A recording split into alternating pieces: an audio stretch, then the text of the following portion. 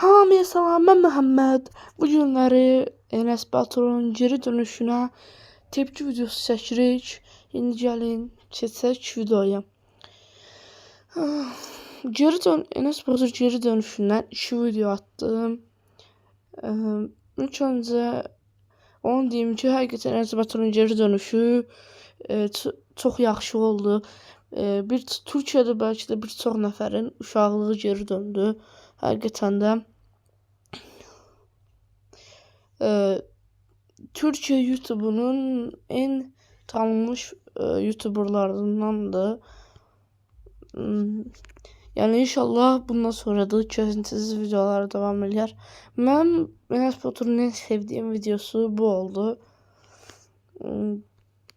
Bir de bu videoyu çok görmek istedim ama ben de sevmek istemiştim ama seçemedim.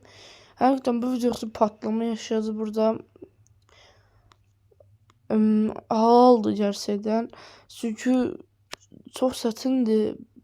Bir saat üstü videoyu bu 1 milyondan çok beğeni alma, 10 milyondan çok, 15 milyondan çok izlenme alma hakikaten. İkinci videosu da yemek lezzetlerini yani inceleyir burada. Enes Batur'un en sevdiğim güncel mahnası, onsuz da tek güncel bu da en sevdiğim mahnası bu mahnı oldu. İndi qulaq asmıram çünkü telif yeyərəm.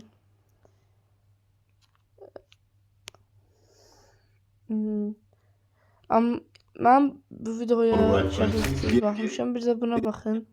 Hepinize merhaba arkadaşlar. Son 2 videosuna yeni video gördüğünüz gibi haritasını kafa atarak Hepinize merhaba arkadaşlar. Bugün Hepinize merhaba arkadaşlar. Bugün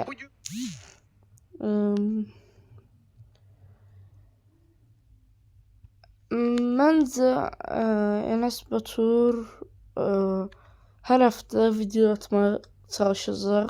Köhnə videolarda birini atmaya çalışacaq məncə. İnşallah da atar. Əslində biraz Enes Batur 3 həftədir ki, hardasa geri dönüb. Mən 3 həftədə tepki verdim. Videosuna tepki vermədim ama geri dönüşünə tepki verdim. Əslində birinci videosunu atdıqdan sonra tepki verəməliydim də nəysə biraz gec oldu.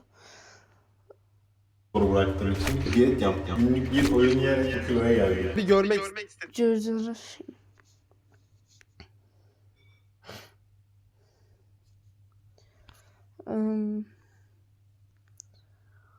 En popüler videosu. Mənim belə bir hədəfim varmı? Mənim belə ayın çox abunəyə sahib olma hədəfim var tabii ki də. Amma ilerleyen zamanlarda eğlence videosu da çekmek istedim. Ama hal-hazırda benim 10 yaşım var.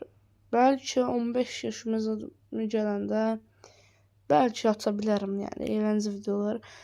Yani buradan baktıkça Enes Batur da iş başlayanda böyle videolar atır yani. Yani inşallah böyle istediğim videolar atarım. Daha orada bir kapak neyse. Boş.